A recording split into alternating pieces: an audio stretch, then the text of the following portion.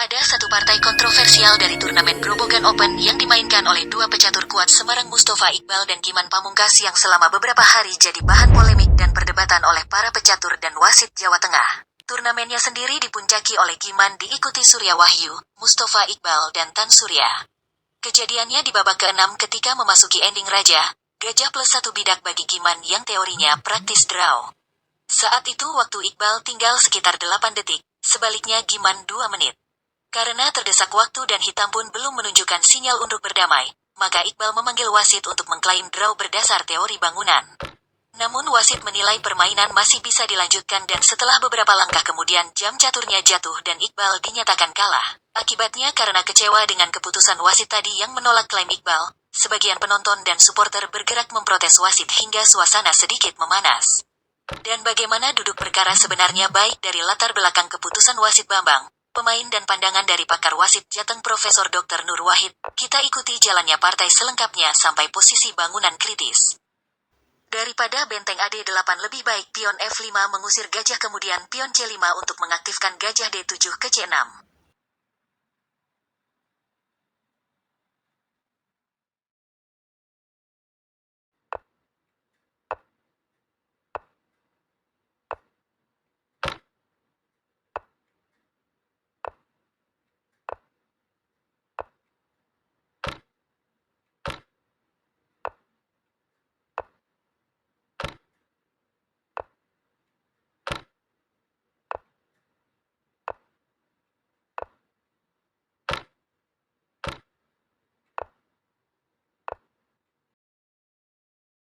Putih mudah cari remis, misal benteng A1 mengejar menteri.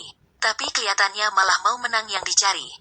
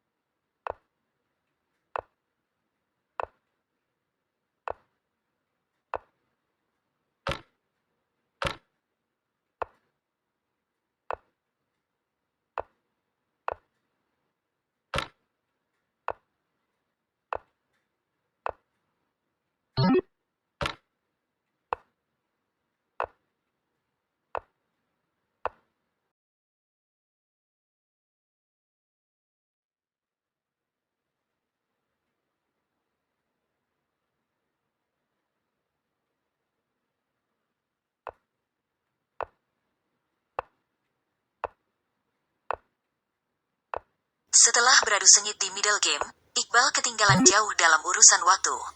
Ketika masuk endgame, Putih sisa waktu 8 detik dan lawannya hampir 2 menit. Teorinya, Putih remis, bila pion C6 hilang dan Raja Putih bergerak ke petak H1, yang petaknya belang dengan gajah hitam. Dan pion hitam harus tetap di lajur H, atau bila tanpa gajah pun, Raja Putih di H1 G1 tetap remis.